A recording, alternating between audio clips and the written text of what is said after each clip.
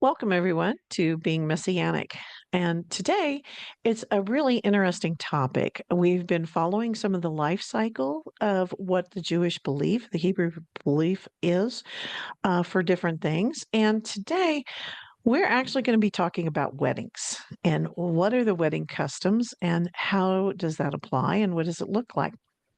So, um, just as I've always said, a lot of these things are not required in the Torah, but very often they're customs. And as you go through, there is customs in different areas.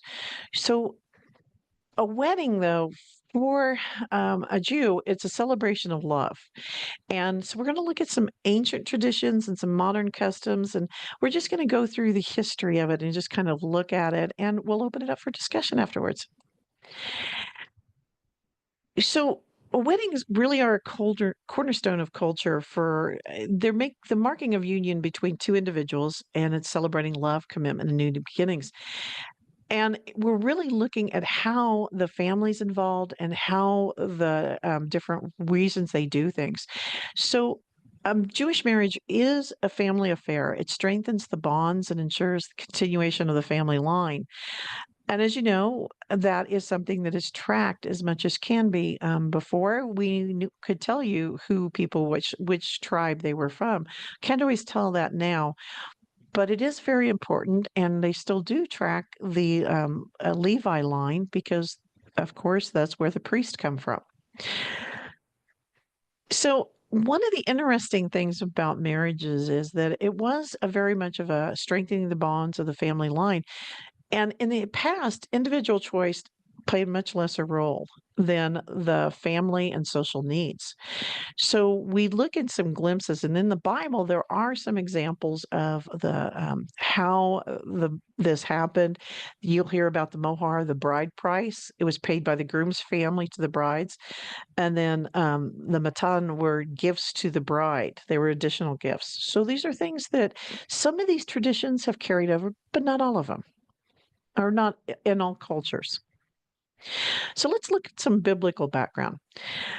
The Hebrew Bible does give us a lot of glimpse into ancient wedding practices.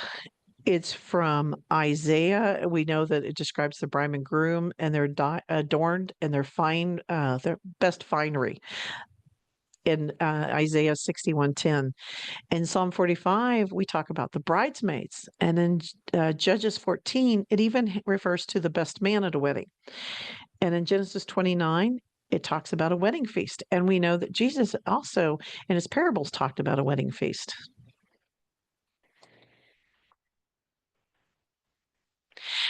So there are timeless traditions. And in ancient times, as pride of it, the bride would wear all of her fine jewels. And this was a large part of where her dowry was from, as you can see. And this is an example. And this girl is a Yemen. And they still do that. It's still something that's part of their culture and their tradition.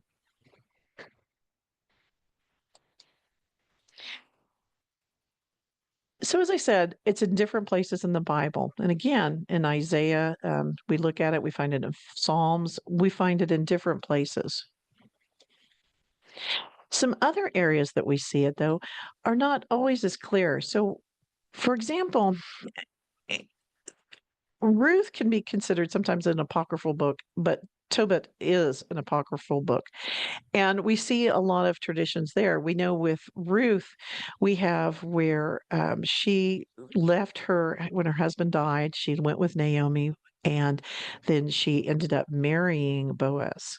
So we see those kinds of things and we see the traditions and how they were setting it up and who would redeem. And you see different points of that. So there's a lot of tradition to it. And again, it's protecting the family line. Um, Jewish weddings are very significant life events. They are performed by a rabbi and they incorporate traditions that affirm both the marital bond and its Jewish context. And again, as I said earlier, I know we have people coming in, but an ancient Jewish marriage was primarily a family affair, and it strengthened the bonds and the ties, and it was really the continuation of the family line. And in the old days, individual choice was a much lesser part of it. Now, very often the bride and the groom could say no to a wedding, but it really was that there were arranged marriages very often. And these were sometimes even from birth, they were arranged. And it was to make sure that the family line was still intact.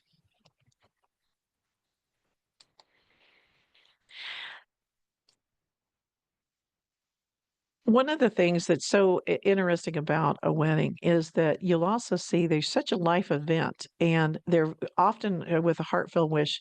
I should only live to see your wedding is something you'll hear mothers and grandmothers and different people saying very often about a wedding.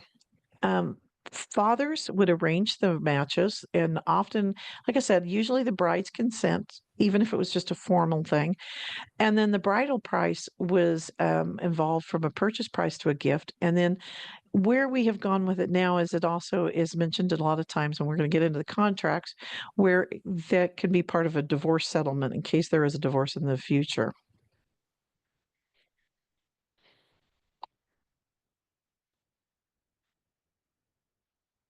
So they're traditional Jewish customs, and one of the things that we have is the barshet, which is means destiny or soulmate. That's one of the things that you really look at, especially now, is that they're looking more at that than rather than having the familiar lines. And on a roof or the groom is where he's called up, and it's usually he comes and reads up the Torah, goes up to the beamer, which remember is where you stand. The beamer is, let me point onto this. This is called the beamer. Bima. And that's where they lay the Torah scrolls, and he will go and read, and it's a huge honor to do it before his wedding. And usually it's the Saturday before the wedding. Um, and nowadays, there's more of an emphasis on having that destiny, soulmate, and having love and romance than it was in an arranged marriage. There still are arranged marriages, but the couple's consent is sought. And in the old days, that wasn't always the case. It technically, but not really, did they always have that much of a choice in it. But now it is more of that they have the choice. So there are limiting ways because in the old days, in ancient times, women did not have the same rights as men. So you had to protect the bride. And you had the marriage contract, which is what you see here, Kutubaha, and this it outlines the husband's responsibilities. And you still see this, and it's a very beautiful document. I have friends who have it hung on their wall. It's a very beautifully written. You can look up pictures of them. It's just such a pretty document, and it talks about the responsibility of how he's going to care for her, and the things that he will be responsible for, and to take care of her, and what happens if he dies. And as I said earlier, the mohar is a bridal price that is paid by the groom's family to the bride's family. And again, over time, it's moved from being a purchase price to just a gift. And then now it includes the divorce settlement. And so that's part of the contract. But the whole reason you have a marriage contract, again, is to protect the woman's financial security in case something happened to her husband. And then the Bedekin is involving the groom veiling the bride. And we're going to touch on that a little bit more. All right. One of the big things is there is a procession. Even now, just like in Christianity, we have where the bride walks down the aisle. And this is where this tradition came from, is there was a big procession. And sometimes she was on a camel. You'll see other pictures that I've put in here where sometimes she's walking. It depends upon how much money the family had and what they wanted to do. But there is a procession because it's a fun time, and it's a time of drawing people together. And during this time, there is also when they had their engagement contract and then their marriage contract, and those also go through the signing. Sometimes it's before, sometimes just different regions do it different ways, but all of that is done ahead of time. And one of the times you really heard about a marriage contract and being married was with Joseph and Mary, Jesus's parents. They had already had the betrothal contract. Now they weren't in the marriage contract, but they had the betrothal contract. So technically, they're still married. Technically, they're still united together. So this is the veiling ceremony, and this they still do this in many cultures, not everybody, but the groom will veil the bride, and he lifts the bride down over her face. And what it's doing is it's echoing Rebecca veiling herself to Isaac, and it symbolizes the groom's focus on the inner beauty and the bride's modesty. Now, and other times the groom wasn't doing that, but now the groom, there's also the whole thing, the groom's checking to make sure it is really the right bride, because we saw that in ancient times where we had a bride being switched. So that's why they do it and they check, and the groom is the one that's actually doing it now. So one of the other things, if you ever go to one of the weddings, you'll see a chuppah. And a chuppah is this here. It covers them. And this is where they're standing under it. Um, as I said, they have a betrothal agreement, which they have already had that before the wedding. But at the wedding, they will also have a marriage contract and they will have that signed. Usually they sign it beforehand and they have all of that. A wedding procession that got them to that can have the music, the celebration. And then sometimes, like I said, depending upon the money, the bride could be carried in a litter. I've never seen that in recent times, but I'm sure that in some communities it probably still happens. So the marriage canopy, the reason they do this is it's symbolizing the couple's new home. One of the things that we'll talk about as well is the bride sometimes will circle the husband. That's a tradition. And they're going through that to kind of see all that. There's another example of the procession, and you can see they're bringing the canopy with them and the bride and the groom, but they actually can walk down an aisle and that right here, they're already in front of the rabbi. And the reason that one of the traditions is about circling the groom, and she circles the groom, and it symbolizes her creating a wall of protection around him. Just as the husband is promising to protect her, she also promises to protect him and to provide a home for him and to care for him. So that's why she does that, as she symbolizes that. And you'll see the example of him walking around.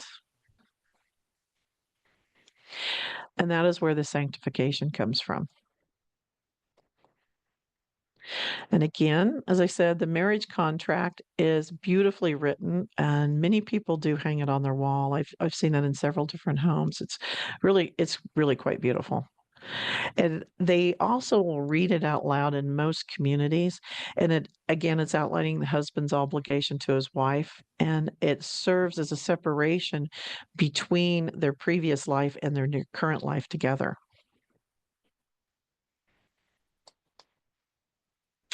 One of the other things is they do is they have the 7 blessings, the Nusan, and they go through that, and I'll show a little example of that, but they go through that, and then you'll also see them breaking the glass, and this is kind of interesting. That is a more recent thing, but the breaking the glass after they've symbolized the, reading the blessings over the wine and drinking the wine together, the glass is symbolizing the destruction of the temple and reminding them that the temple was destroyed, but yet they are still, we go on. We go on in life.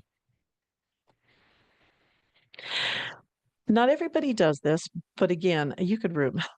This is where right after the ceremony, they will give the bride and the groom a moment of free time to exchange their personal gifts to each other and to speak to each other. And this really started because if you have arranged marriages, it's the time for them to spend before they have to go to the reception and meet with so many people. It gives them a chance to calm their nerves and to talk to each other and just to be together for just a few minutes until they go to the reception. Then you have the wedding reception. And the wedding receptions usually includes music, dancing, a meal. It's time for the whole community to celebrate with the couple. And one of the things you'll notice, this is a reform couple, obviously, because the men and the women are together. In a more conservative culture, the men will only dance with the men, and the women can only dance with the women. They separate them. Even in a wedding, they will during the reception, they will still separate them. But in most cultures or most congregations, that's not what they do. And again, they do have the grace after the meals and the final blessings. One of the things that I know that I've had somebody ask me before is about, yes, in the Hasidic custom, the women shave their hair. And if during the day of the wedding, they shave their hair and then they start wearing a wig. And they wear a wig from then on that. And it's an act of modesty. It's a personal decision, and it's supposed to be a complex expression of faith, tradition, and a spiritual commitment. Only the Hasidics do it, to my knowledge. And one of the other things the Hasidics do, which is a little different, is the men wear the shittles. And what's interesting about the shittles is this hat, the bride's father purchased it for the groom upon the wedding. You're not allowed to wear it. If you were single, you'd have to wear just a hat. You can't wear this. And these hats sell for the last few years. I read it a few years ago that it's $800 to $1,500 to $1,600 for the hat. And what's interesting about it is this particular thing. It's made normally of different kinds of fur. The only people that really have a synthetic one are in Israel, and that's because they've tried to get away from killing the animals to do this.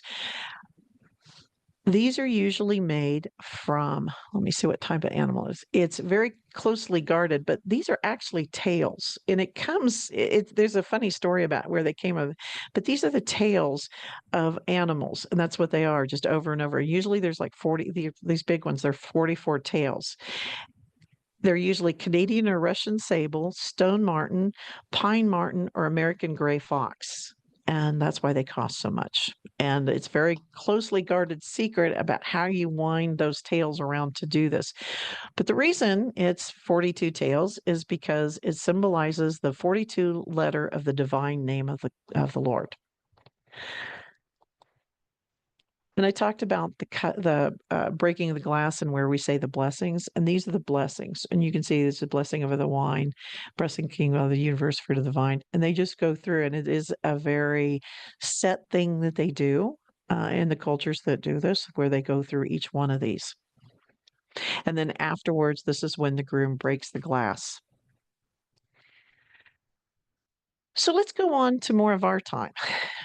We do know that there were weddings in the New Testament, and this is where Jesus had his first miracle. He was at a wedding in Galilee, and his mother was there, and he was invited along with his disciples to that wedding. So that's one of the first times we really see Jesus at a wedding and hear about it. Then also in the New Testament, we have in Matthew 23 through 33, where there was the question about what happens when the afterlife when you're married. And Jesus clarified that marriage was temporal. After resurrection, it's different, but it's the resurrection of the dead. Have you never read what is said to you by God? I am the God of Abraham, the God of Isaac, and the God of Jacob. He is not the God of the dead, but of the living. So we have an understanding about, that even though that you're married, it's married here in life. And then in Ephesians, we also see that marriages still were typically arranged and occurred at a young age. We started losing the polygamy. And we started going to where you just had one wife during the New Testament time and just before the New Testament time. And weddings at that time were still a multi-day celebration and involved the whole community. And the reason was, think about this, is that they usually had to travel. This was a big celebration, something you planned on for years in advance. And they would travel to come together because all of the family came together. So when we had Jesus with the wine, one of the things about that is we don't know how many days that wedding went on. And that's why you would give the best wine first and then just start keeping going because the wedding it could last for a week. Uh, I don't know exactly how long some of them, what's the longest, but they could last for a long period of time. So Paul also taught us in Ephesians that he have elevated the marriage relationship, emphasizing the mutual love, respect, and submission between the husband and wife. And we start seeing what the submission is here, and it's reflecting the relationship between Christ and the church. And so he's really talking about what the relationship is and what we understand today.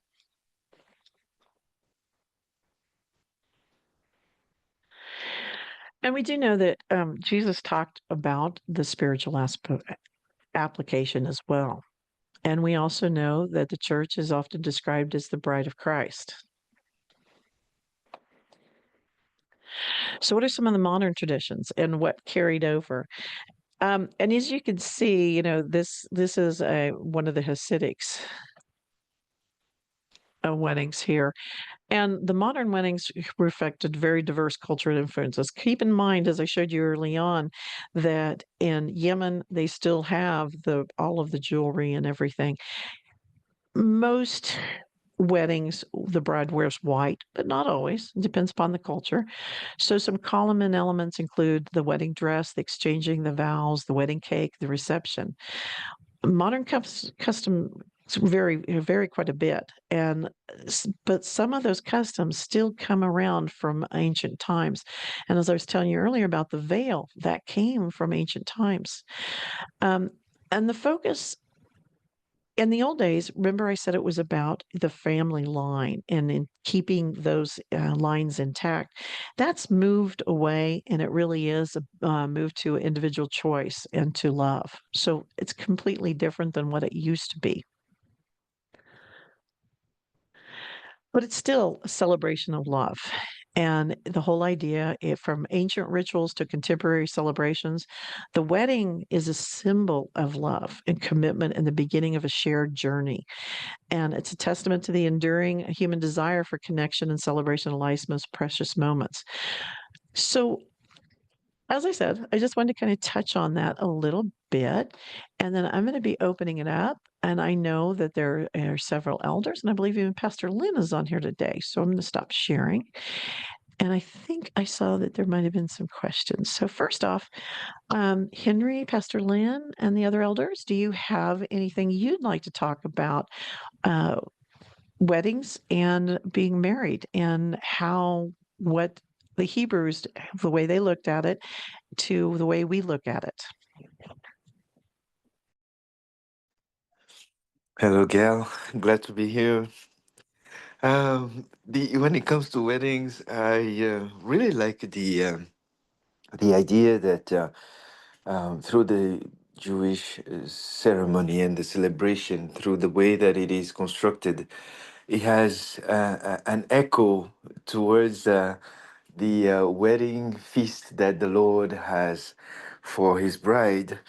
In a sense of, I know that part of the ceremony, uh, some used to also carry the bride um, in um, in a way that she gets transported and she doesn't touch the ground. I mean, I know that in part of the celebration there is a part like that, and it really brings to mind how the rapture is to occur because it is the lifting up of the bride and being carried into the house of the husband. And so I remember that I read the history about it, and I found beautiful correlation between the tradition of wedding ceremonies in the first centuries and the plan that the Lord Jesus has for us as well. So that's my addition. I just find that it's really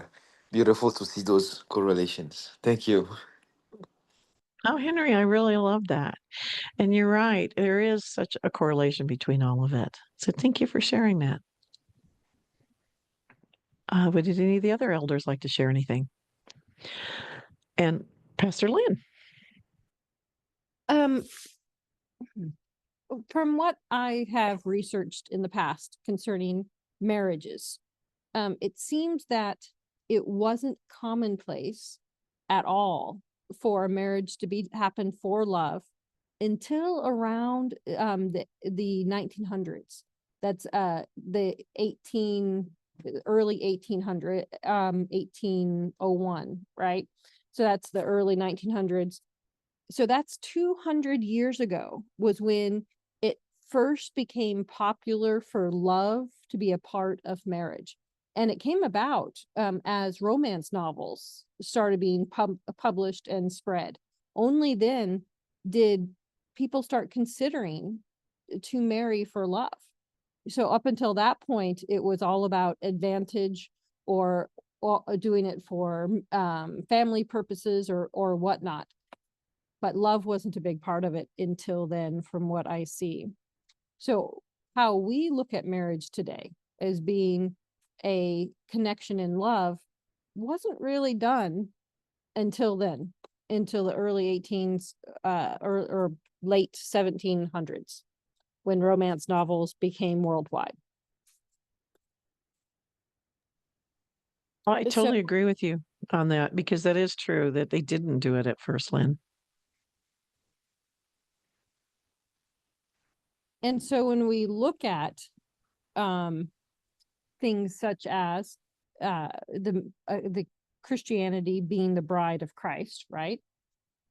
We have to remember that it's not as much about a good feeling as that feeling of love that we have for one another, although God is love, but a big part of love was duty, right? That we had to, you were expected, as you said, the marriage ceremony. The wife walked around the husband. Paul encourages in the New Testament for women to honor their husbands. So a big part of being a wife was to promote your husband, to honor him, especially before others, to lift him up, instead of tearing him down. So we can see that it was a little bit more of a business arrangement, which then through which love would eventually grow. So when we look at our relationship with God, we have to realize that sometimes people don't feel a lot of that mushy gushy feeling with God, and that's okay. It can be a respect, an honoring, a knowing how great he is and wanting to serve him.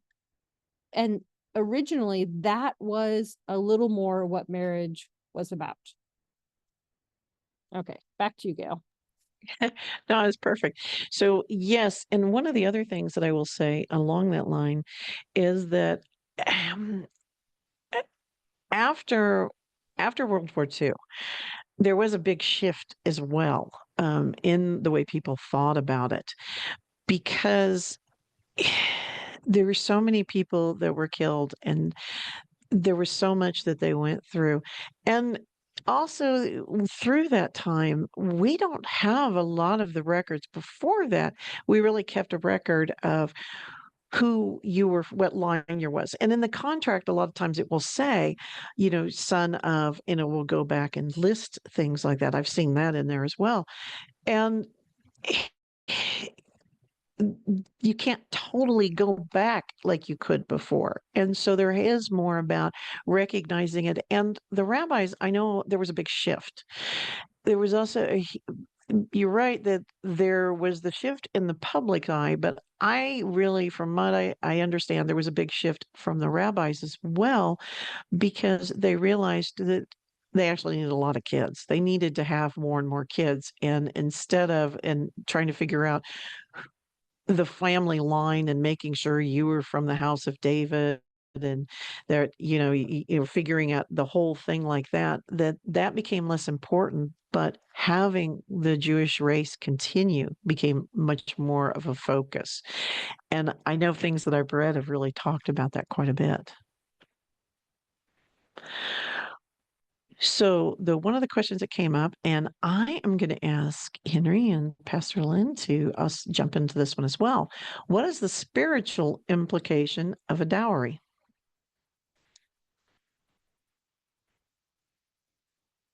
Well, we can see that a dowry was according to God's ways, and it was given to purchase, to cement the relationship. The fact that the woman would now belong to her husband and wouldn't be a part of the family anymore.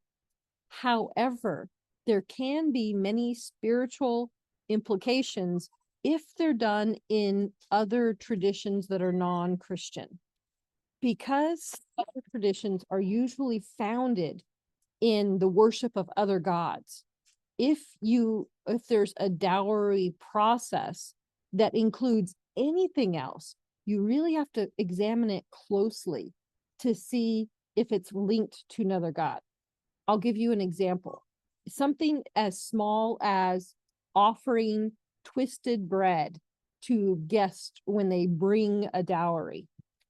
In one case, we saw that twisted bread was an offering to the snake idol of the village, i.e., snakes, right? They wiggle and they twist, and the bread was the offering given to that god. So when you accepted that from that village, you were accepting the link to that village god. So no matter how innocent seeming the traditions are, if it is a tradition in a place where there has been worshiping of other gods, you have to ask yourself, are these traditions during the dowry process a part of those other gods?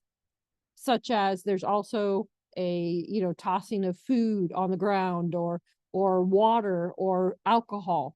These are all things that could be worshiping other gods. Does that make sense for the spiritual consequences of a dowry? I think it does. And the person that wrote it in there, if you have more questions, please let us know. One of the other things that really made me want, and Henry, I'm going to call on you next, but one of the things that really wanted to point out was that keep in mind that all of these things we've always, as we go through these discussions, I want to be very clear what is required and what are traditions. And the things I talked about are traditions. There's nothing that's eh, being married, in honoring what the scriptures talk about honoring your spouse is required, but the rest of this are traditions. So none of these things are absolutely required. Like I talked about the shaving the head or going around the husband 9 times or 7 times and doing these different things like that. Those are all traditions. So I did want to be clear that that's not actually required. And Henry, you are up next. Yes, sorry, I was trying to unmute.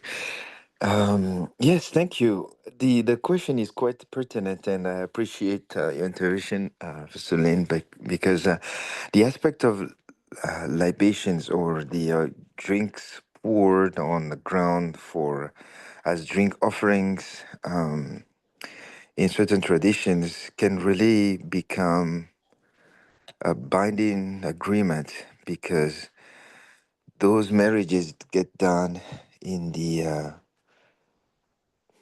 in the traditions of the ancestors and things like that, and then automatically there is this welcoming of familiar spirits and things of that nature, things that spirit that sort of um, were deemed to have protected previous generation, or were involved with previous generation, and those can really have impact on families.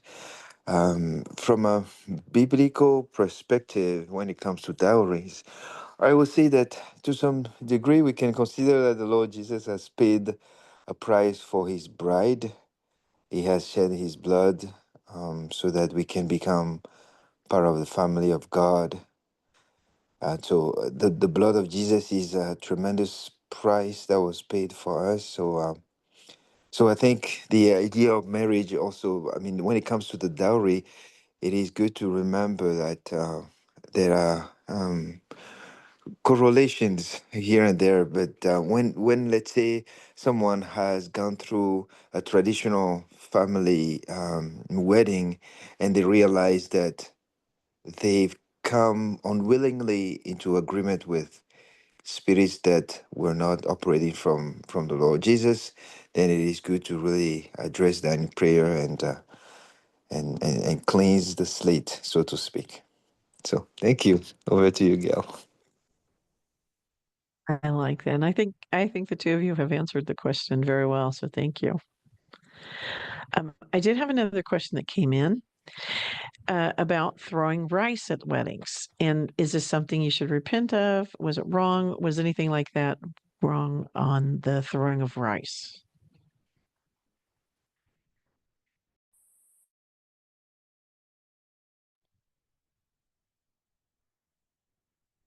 Lynn or Henry, what do you guys think about that? That is something I haven't researched, which would have to be researched to see where it came from. I know that by the time that I got married in the late 90s, no longer were we allowed to throw rice because pigeons were eating it and then exploding and dying because it would swallow in their stomach. So we blew bubbles. We had little bubble containers and blew bubbles. Does anyone know where that tradition started? And that would be what you have to do concerning any tradition. Look it up, see where the origins came from, see what it's connected to. Yeah, I will say poor pigeons. Oh, I didn't know about this tradition with the rice being thrown and the pigeons eating them and dying. I don't know about that, so I can't really comment. But I do agree with the idea of doing a research to see where it come from and to see to what extent we might or we might not want to be in agreement with that. There, there you go. Thank you. You know what? And as you were saying that, I was looking it up because I was thinking the same thing. It's like, I don't know where it came from. It came from ancient Roman times. The origins of rice throwing at wedding can be traced back to that time. During these ceremonies, wheat was used instead of rice, but it was a staple grain. And the guests would shower the couple with grain, symbolizing fertility and abundance. So I'm So betting that is that where was connected to a god it because they have was. a lot of Roman gods concerning fertility.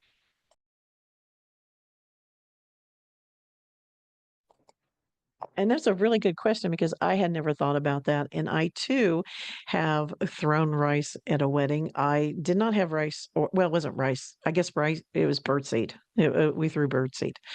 And I had thrown birdseed at a wedding as well. So I never looked at it either. So good question. I did have another question on there about the shaving of the head. Keep in mind, it's a very small sect that does that. And yes, when the women shave their head, they keep it shaved the rest of their life and they wear a wig. But again, that's a very small sect of Judaism that does that. But it is something that I've heard people ask about, and that is true that they actually do wear a wig the rest of their life. Just in all religions, there's always different offshoots, and they sometimes come up with interesting traditions and things that they do. So, yeah, it's not definitely not a mainstream one at all.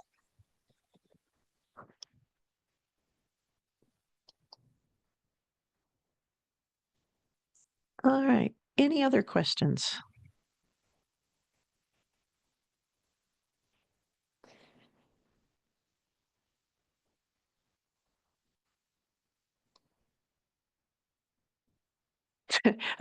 Somebody asked me about it. They thought it's rather gross that the women do that and that to shave their head. Well, you know, it's it is like I said, it's in their culture and their tradition. And one of the other things to keep in mind, the Hasidic community, um, it's got a lot of power in Israel now, but it really is. It's definitely an offshoot, and they tend to they tend to be very legalistic and have very strict rules, especially the separation of men and women. And that is just part of their way of doing things, and it is very different. If you, I know, I believe Cynthia had talked about that she has been into the Jewish community and what the difference is and how you have to how they act completely different.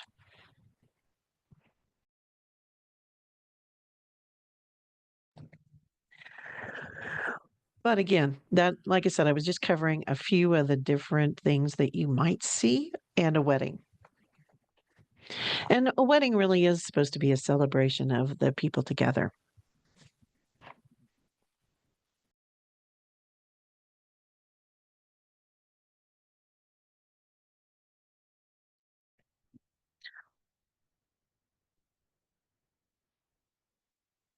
I'm not sure if that one was a question or not, but yes, if there was a fornication before a marriage, you should be confessing. Yes. Shelley, you have your hand. Yep, I was reading about this, and I think I had discussed with Pastor Lynn the other day Celtics. I have ancestry of like either Irish or Scottish in my bloodline. And in here it says the Celts threw rice and other grains to appease spirits and ask for blessings and fertility. So that's a huge thing. So thank you guys. I have to say it was a really good question. It's not something I'd ever thought about. So I do appreciate that question. Any other questions or any comments?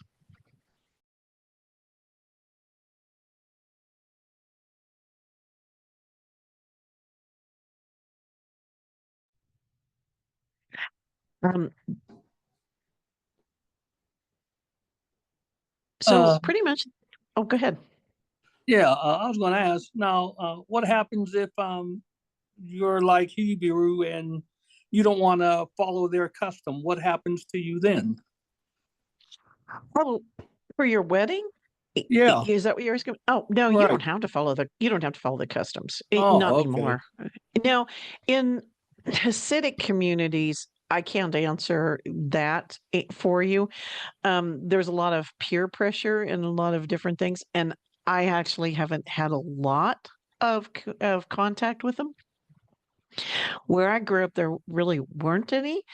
But I know that I've been around them in a larger city, and I can tell you there is a lot of peer pressure. But if you, most people, a lot of times, even I've seen even Jewish families go, women and men go down to the justice of the peace and get married. So, I've seen about everything on that. So it is a tradition. Now, you do want to, if they go and get married by a justice of peace, usually what I see is that they will go a lot of times and have a rabbi bless them. So they do actually has for the spiritual aspect of it. But again, these are traditions, and what you see at one wedding, I've been to several different ones where there's completely different. A lot of it really depends upon what culture you live in. So here in America, you're going to see a wedding in one way, but if you lived in Israel or you lived in, like I showed the pictures of in Yemen, if you live in a different culture, you're going to see it whatever the culture is as well. They pick that up because it's just traditions. It's not a required thing. So, yeah, that would be the easiest way to say that. Any other questions about that?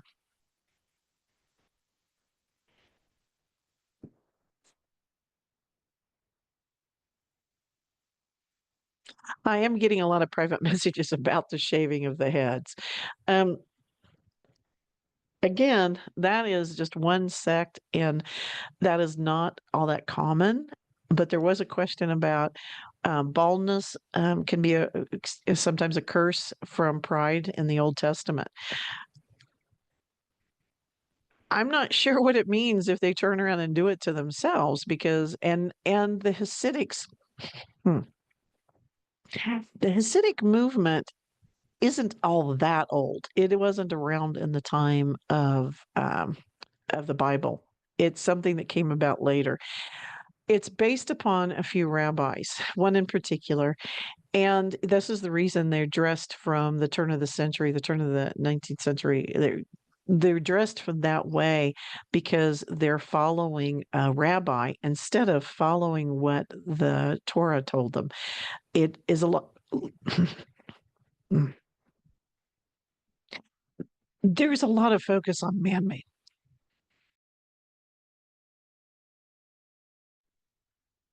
We always have to be careful about what we say. Um, but there's a focus on sometimes not on where we need to be. So it's my understanding, Gail, that Hebrew men shave their head as a show of being dishonored or being there's something negative with it, right? There is. I can't remember exactly what it was. And so, as Gail has said, this is a custom that began after Jesus. It was, and we know that Israel rejected Jesus. So you have to look at it this way: anything that began as a Jewish tradition or custom after the cross, they were no longer following God. They had rejected God's Son. They had, and so where they went from there could have been, it was most likely off. So, so I would take that custom as being completely off as well. Does that help? It does. Thank you. And as you can see, I was starting to cough and trying to answer that question. Um, there is a large part of it, and we've talked about we need to really focus on what the Bible tells us to do, not what man tells us to do. And there have been a lot of times through history where the Jewish people, as other people, have followed a man and not followed God. And I would say that's the biggest takeaway from all this. What does the Bible tell you? A lot of the traditions, and if you're looking at having a wedding or anything like that, I think it is good. The question of the rice was a great one because we do need to look at what does God want and what is the focus of the different traditions? Where did they come from, and do you really want them as part of your own marriage celebration? I would say that would be the biggest thing to take from this. There are some beautiful traditions, but they're traditions.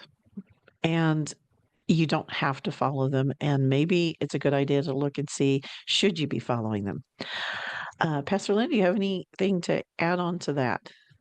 Um, Only this, Gail. It looks like you're getting that wonderful guidance that I get from time to time, and that's when you're going in the wrong direction, God will literally keep you from talking. So it's a good idea just to stop, to pause, and go on mute for a moment and ask the Lord, okay, Lord, where have I gone wrong? And as soon as you receive that from him, you should be able to speak again and just correct whatever you had said, which was wrong, in the wrong direction. And that's exactly what happened. As soon as I realized that we were focusing too much on man-made things and not what the Lord, the way the Lord sees them and what the Lord wants. So it's good to look. I think it's good to look at the traditions, but they are traditions, and it's not something we should always follow. And we, the thing the Lord was bringing me was that, we saw this in the New Testament, and we see it within Christian society of how women, yeah, they got some things wrong following other goddesses and whatnot. But then the men, they wanted to come in and put these strict regulations on women. And Paul wasn't having any of it, right? But we see that there was this shift that was coming against women. And we can see that the shaving of the head is probably something similar, a way to subject women completely and thoroughly instead of working as a partner and a helper.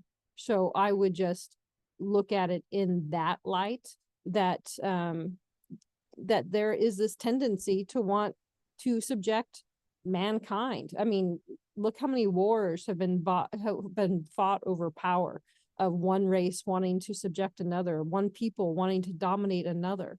And we just see that within marriage too. As you were speaking, one of the things that really came to mind is this would be a good plug for a recent discussion that you and Henry did and about a curse. We need to really look at that as well. And it- what I was really getting was the fact that weddings are supposed to be a time of beauty and a time of love and celebration. But we do have to look at, is there any other issues there, and is there a curse? And look at it the way God looks at it. Um, and I know that you're recording your recent one. I believe it's on the website already. Is that correct? I don't think it's on the website. It's only on the YouTube channel, The Living Word, and it's misogyny, the curse of misogyny. So I think if there's any more questions, I would definitely look at that and take a time to focus and see and listen to that. It was a really good message, and I enjoyed it greatly. And I thank both Lynn and Henry for doing that one. So I did get another question, and I'm going to put it into my list of things we can possibly discuss in the future because it's talking more about the sanctuary. And so I will be looking at that, and I thank you for that question. And I will see what we can do to address that at another meeting. We are about out of time. So and we do try to end a little early because there is a meeting right after us. So I'm going to go ahead and let's close in prayer. Before I do, any of the elders, is there any last parting thoughts that you'd like to give?